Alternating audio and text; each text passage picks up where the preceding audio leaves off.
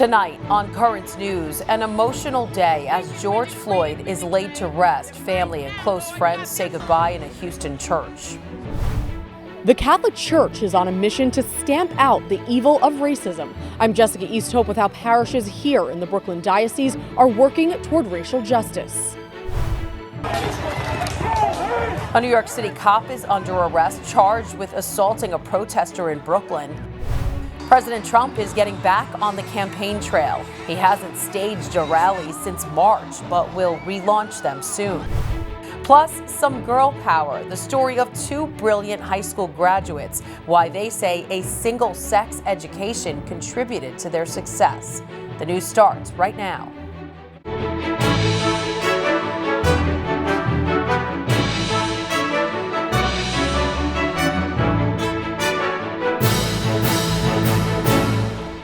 Good evening, I'm Christine Persichetti. George Floyd, whose last words, "I can't breathe," became a rallying cry, was laid to rest today. Coverage of his funeral at a church in Houston is moments away. We begin in New York, where parishes in the Diocese of Brooklyn are rallying to overcome the sin of racism. Currents News' Jessica Easthope has the story. The Catholic Church is sending a strong message against racism. In the Diocese of Brooklyn, the sin is being fought off with love. If the church loves and encourages others to love each other, then we deal with the basic issue. Father Bill Smith, the pastor of St. Charles Borromeo in Brooklyn Heights, is leading by example, encouraging his parishioners to address racism by talking about their experiences. We become human by community and by building up and strengthening relationships. Who else can do that but the church?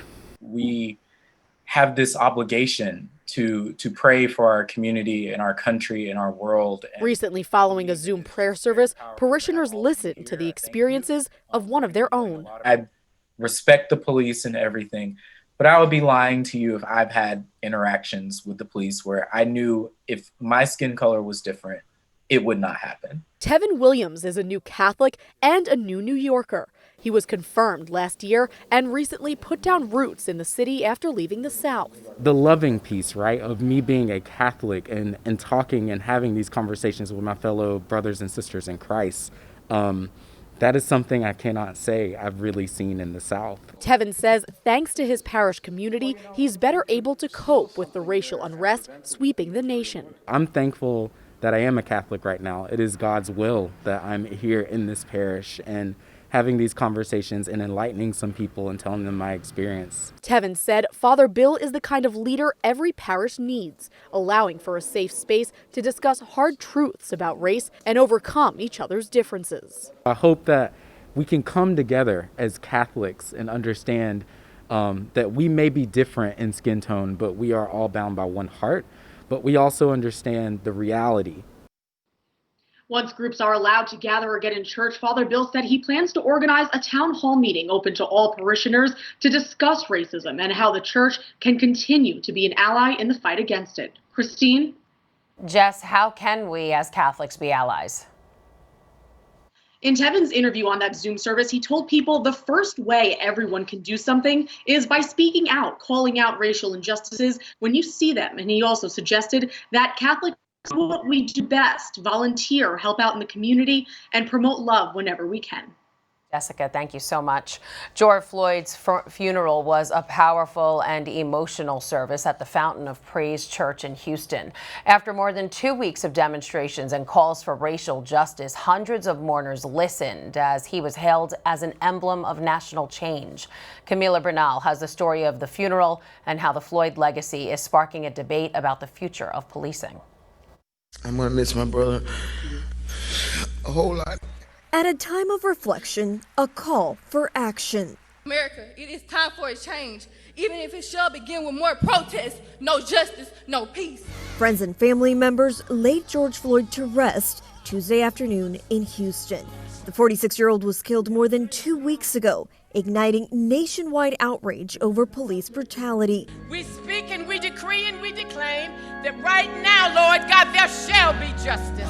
At the funeral, hope for a silver lining amidst the tragedy. George Floyd changed the world, and we're going to make the world know that he made a difference. Around the country, a push for sweeping police reform measures. Some, including the Minneapolis City Council, believe defunding the police and remodeling the force while reallocating funds to other areas is the answer. We need to make deeper change than we have in the past. Both President Trump and his Democratic opponent, Joe Biden, have spoken out against defunding the police. Congresswoman Karen Bass, who helped craft a sweeping Democratic proposal for police reform, agrees. I don't think that that's the appropriate thing to do. But those who have been protesting for days want change. Whether Floyd's death can bridge the gap between both sides will become apparent soon enough. In Minneapolis, I'm Camila Bernal, Currents News. At the same time George Floyd's funeral was being held in Houston, church bells rang out in Los Angeles.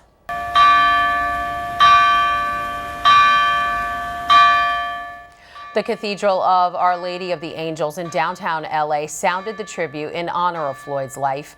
The Archdiocese of Los Angeles invited other Catholic parishes in the area to do the same. The bells pealed for the same amount of time. The ex-cop accused of Floyd's murder pressed his knee into Floyd's neck, nearly 9 minutes. Churches across the Archdiocese also offered mass and prayers for Floyd's soul.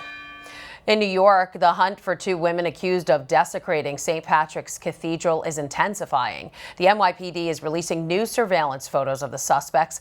They're being sought for spray painting graffiti on the historic cathedral during George Floyd protests in the city on May 30th. Police did arrest one man in connection with the case, described as a getaway driver, but the Manhattan DA wouldn't prosecute him. Police are asking anyone with information on the identities of the women to dial Crime Stoppers at 800-577-TIPS.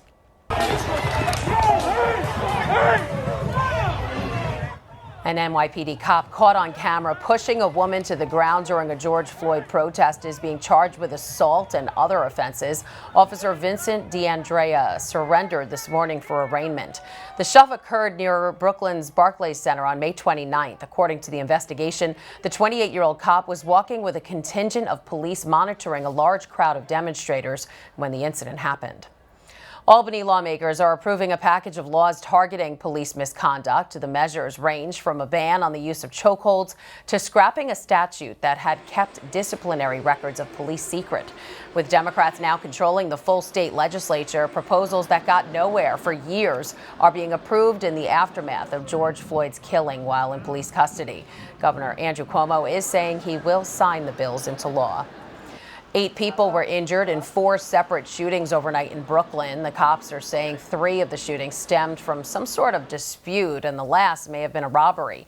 The gunplay started shortly before 11 p.m. in Brownsville. The wounded range in age from 17 to 50. Only one of the victims, a 23-year-old woman, was seriously hurt. Violence in Chicago has hit a mark never seen before. 18 murders in one day. The killings on Sunday, May 31st, made it the deadliest day since the city's crime lab started keeping records in 1961. Some of the dead included a working father, a high school student, and a college freshman who had hoped to become a correctional officer. Over the entire weekend, 25 people were killed and another 85 wounded by gunfire. A top official at the crime lab said he doesn't know how to put the violence in context because it was unlike anything ever seen before. There are concerns about the future safety of Minneapolis after the city council there floated the idea of dismantling the police department. Especially concerned are those whose job it is to promote the city and attract tourists. The CEO of Meet Minneapolis says with all major events, public safety is a priority during planning. MPD officials are typically on those local host committees, so they're very integral to that part. The Minneapolis City Charter requires a police force. Changing that would most likely require a direct vote from city residents.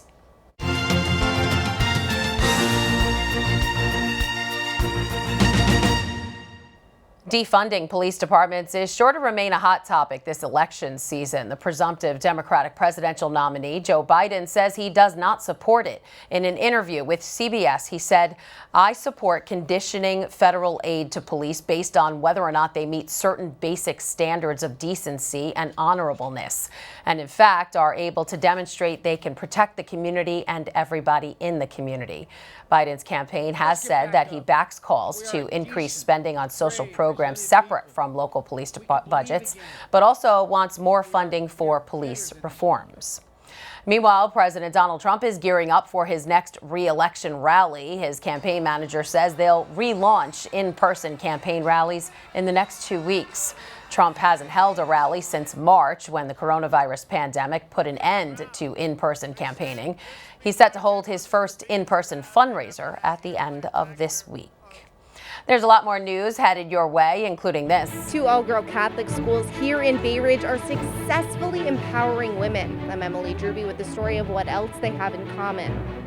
Plus, special delivery, what a Catholic college in Brooklyn is doing to welcome new students, and a controversial op-ed leads to an editor's resignation. Should that have happened? An expert is here to lend his thoughts. Now you can help us put your faith in the news. The next time you capture a newsworthy event, send us your pictures or video. It's easy. Go to netny.tv/send us, and you may see your submission on Currents News.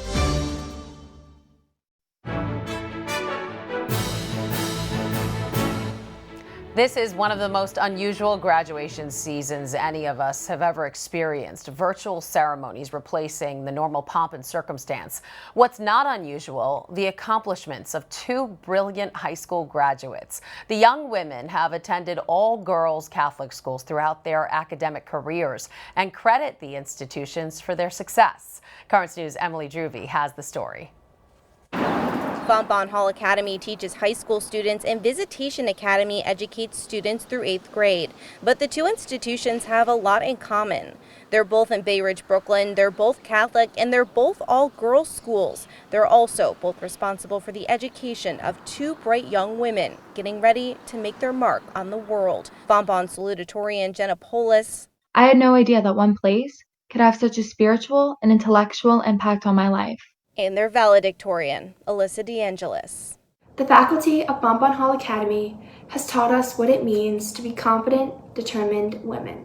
The girls held those same titles when they graduated from Visitation. LORETTA DELORENZO taught them both. You see this young girl who, there she was, I had her in 5th grade, and to see what she's accomplished, it's very touching to have been part of that. It is an honor and privilege to be standing here today as the valedictorian of the class of 2020. What's behind the accomplishments of these young women? There's a lot of reasons. So they definitely helped me develop my study habits. They keep class interesting, and they actually make me want to learn about the topic that I'm actually in class to learn about. The girls also crediting the school's class sizes, a strong curriculum, and supportive staff, all blending together to empower women. I've been to all girls school all my life too. So I think that's really important as well. We try to build confidence in the girls. Our girls are very used to public speaking, and we have a student council. And the girls they completely run things. ALYSSA says at both schools, the message was always that there are no limits to what women can do. Now both girls are heading off to college on a pre-med track, the product of 2 Bay Ridge Catholic schools, providing women the tools they need to be successful in education and in life. In Bay Ridge, Brooklyn, Emily Drooby, Currents News. Delivering signs and smiles, St. Francis College Recruitment Director Rob Oliva and his team have made it their mission to personally welcome incoming freshmen with a congratulatory sign. Rob from St. Francis, how are you? I'm good, how are you? Oliva says the goal is to bring a moment of happiness to high school students who have missed out on so many milestones because of the pandemic, including Accepted Students Day. We wanted to bring smiles to their faces. We wanted to celebrate with them. This is a milestone in their life, and it's a very meaningful way for us to celebrate the Franciscan characteristic of hospitality. Oliva has traveled all over the tri-state area to make this happen. So far, they've delivered over 160 signs to future terriers. Peaceful young people protesting the death of George Floyd are being thanked by Philadelphia's Archbishop Nelson Perez. He's praising them for how they've acted during the demonstrations. There is hope in the gathering of peaceful protesters. So many of them young people. We're so proud to see them raising their voices to all of us and calling for a more just city and country where life is respected and celebrated. Archbishop Perez did denounce the looting and violence that marred some of the protests, saying we're better than that. He also criticized the desecration of New York's St. Patrick's Cathedral. It's been a rough week for the Gray Lady. The New York Times lost a top editor after the paper received backlash over an opinion piece on the George Floyd protests. Should he have left, and what does this mean for journalism? Here to answer those questions is St. John's University professor and journalism expert Mike Rizzo. So Mike, as you know, Republican Senator Tom Cotton wrote an opinion column calling for the military to be used to deal with protests. It drew a lot of criticism, especially because he mentioned Antifa and said police bore the brunt of the violence. But should Times editor James Bennett have resigned because of it? Well, the New York Times has control over who its personnel are, who works for them, and what they feel should be the right people in that position. The concern that I have related to journalism is that there was, as you mentioned, backlash. And there was backlash because people felt that this op-ed should not have been in the Times in the first place. And the Times has control over the content that it has. And that's good. That allows for a free press, no one telling a newspaper or a news organization what it should put out.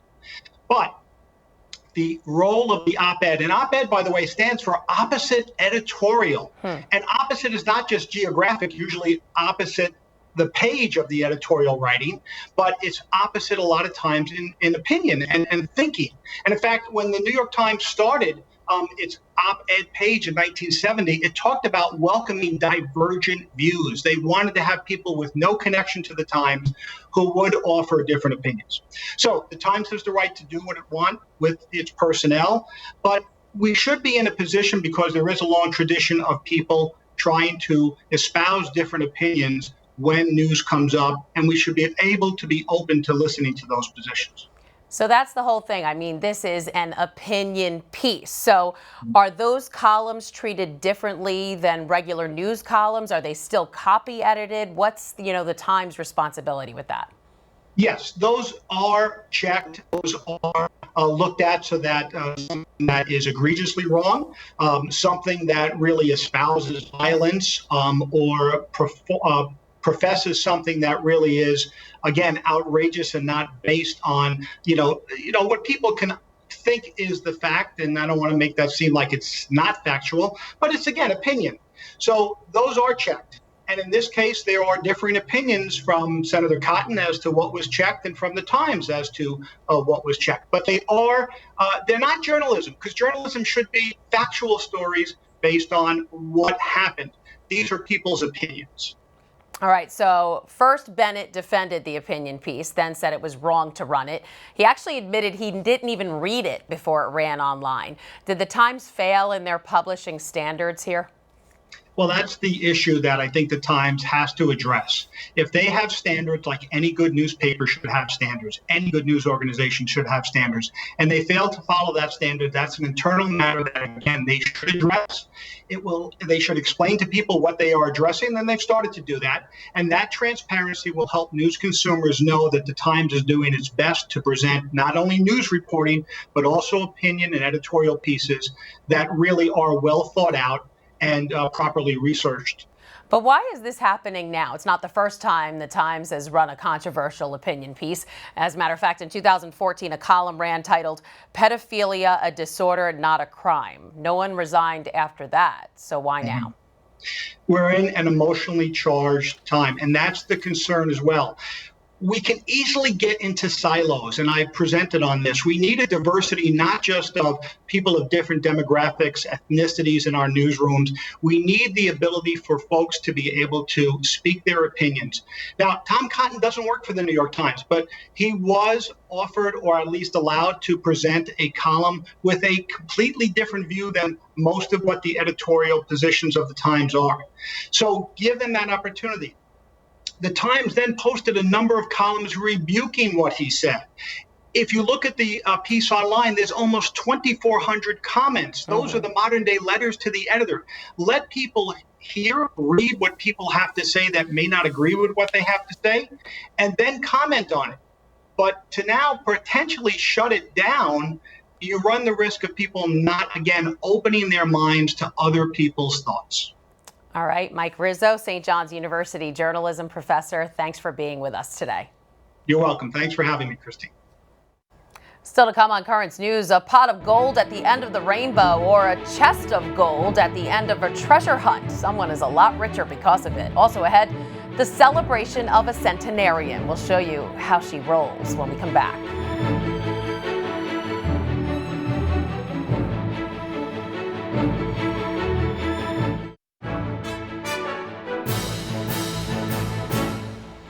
A treasure hunt that sounds like a movie plot, but is real. Riches hidden away in the Rocky Mountains by a millionaire who wanted people to get outdoors and smell the fresh air. After 10 years of searching, the treasure chest has finally been found. Ashley Michaels has the story. Hidden somewhere deep within the Rocky Mountains, a treasure chest has been sitting, waiting to be found. There's a little over 20 troy pounds of gold in that treasure chest. Forrest Fenn is the Santa Fe millionaire who filled it, hid it, then wrote a poem to serve as a treasure map. I would not be surprised if no one found it for 100 years or 1,000 years. He told us that 5 years ago, and now we know it actually only took 10. Sunday, Fenn confirmed his treasure chest has been found. When he finds that treasure chest and he puts it on his lap and lifts that lid, he's either going to laugh or faint, one of the two. We don't know which way it went. Fenn says the person who found it does not want to be named and doesn't want to share where he found it. Broke my heart, so yeah, it just kind of made you feel sad, I guess. And you look quickly down. Amy Schweitzer is one of about 500,000 people who have hunted for the treasure over the last decade. So this was going to be